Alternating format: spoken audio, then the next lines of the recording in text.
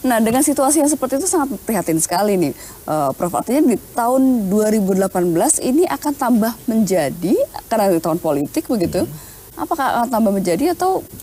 Saya menduga itu akan semakin banyak kecenderungan ke situ, ya, karena belum berubah prasyarat politik kita itu masih sama dengan 2014.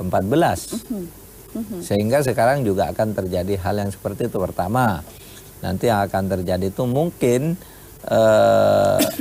penyalahgunaan anggaran di berbagai daerah dan institusi pemerintah, sehingga anggaran-anggaran itu akan selalu dikaitkan dengan pemilu atau pilkada, ya.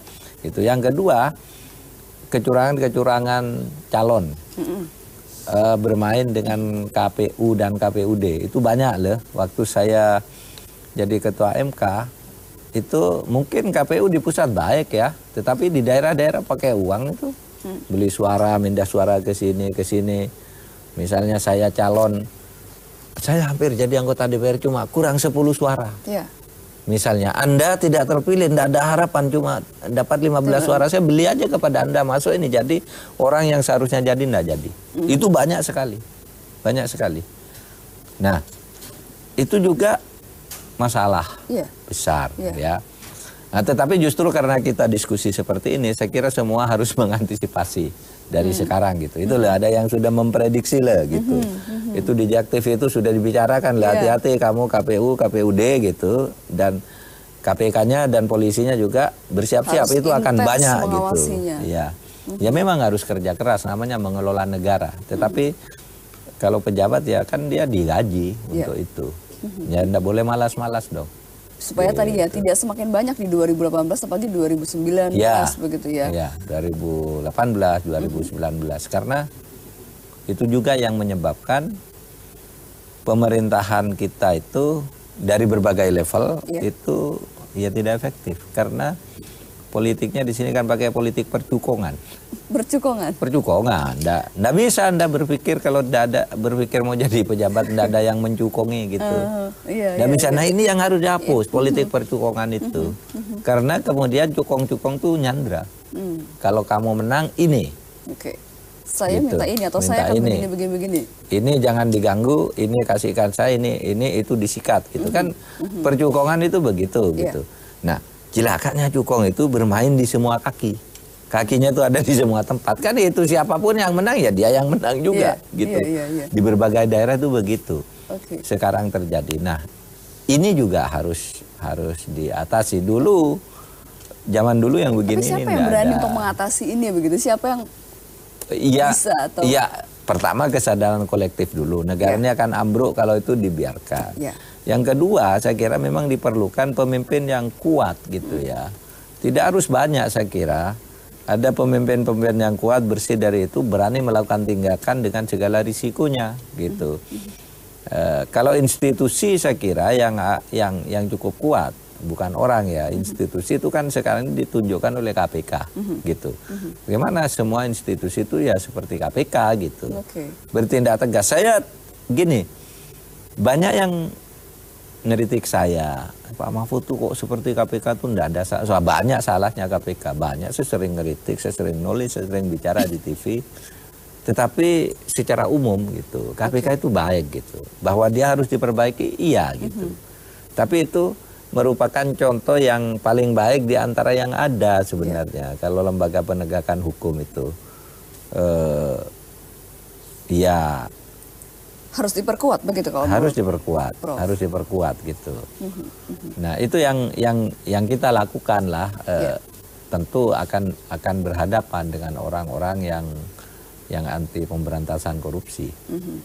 Baik, bahkan juga pemerintah juga membentuk tim saber pungli dan segala macam, itu juga diharapkan bisa galak begitu, lebih galak. Ya tapi kan udah hilang tuh saber pungli ya. Mana sekarang coba ada bunyinya lagi, cuma sebulan kali ya dulu.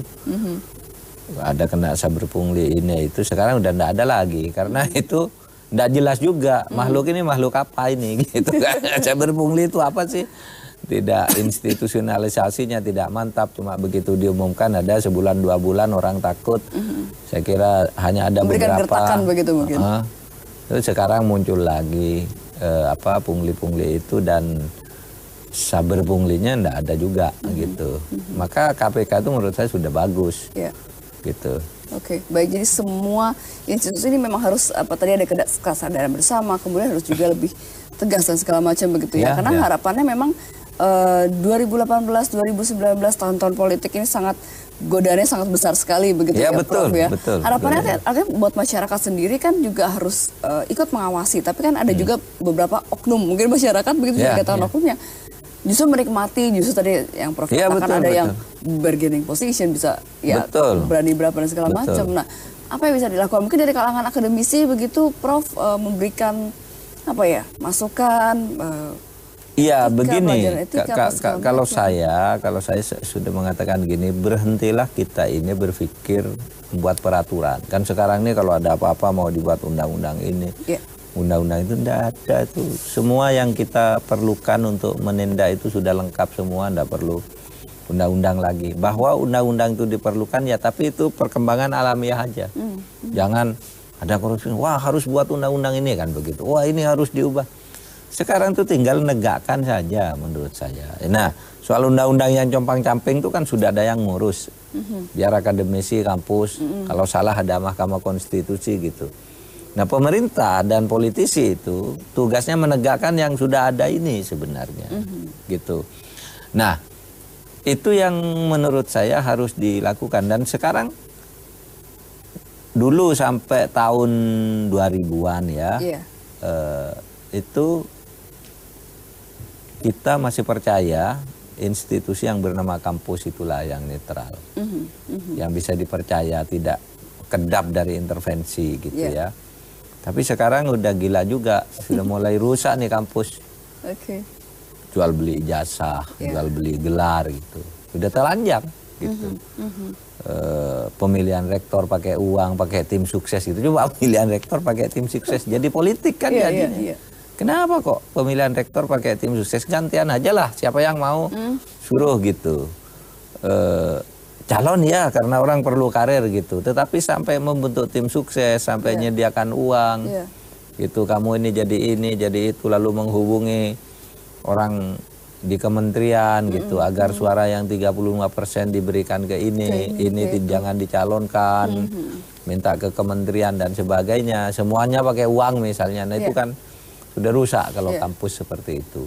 Nah itu dalam proses raihan jabatan di perguruan tinggi sekarang. Belum lagi yang kemudian gimana masuk akal misalnya ya, ada orang membimbing disertasi setahun bisa meluluskan 118 doktor setahun. Saya tuh 5 tahun dapat 5 aja udah bagus gitu. Ini setahun 118. Saya bilang ini tempat pendidikan apa peternakan, saya bilang. Peternakan dokter. Karena orang kadang-kala daftar tiba-tiba ijazah. Mungkin dibuatkan oleh stafnya gitu. Pidato-pidato apa di kampung gitu, lalu dijilid, lalu diberi sampul jadi disertasi. Bayar ke si A, si B, si C gitu. Sehingga ini juga udah mulai rusak ini.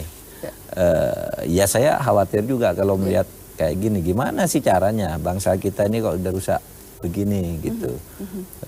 Tetapi bahwa itu kemudian diketahui dan disiarkan oleh media juga kemajuan. Ya mungkin dulu ada yang begitu gitu. Tapi tidak terekspos. Tapi sekarang kan diketahui. Baik. Terakhir mungkin closing statement, harapan dari Prof untuk situasi politik, situasi hukum terutama hukum dan politik gitu di Indonesia ini. Iya, saya berharap ini masalah kita tuh masalah penegakan hukum, bukan masalah pembuatan hukum. Baik. Berhukum itu ada dua, satu membuat aturan hukum, yang kedua menegakkan aturan hukum. Ini menurut saya membuatnya ini udahlah, hentikan ribut-ribut itu biar berproses secara alamiah. Tapi penegakannya sekarang yang diperlukan ke depan.